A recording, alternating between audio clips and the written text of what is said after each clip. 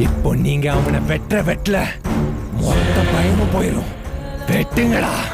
மனுஷால வெட்டுதா? ஒரு மனுஷால வெட்டுறது எப்படி எனக்கு தெரியல.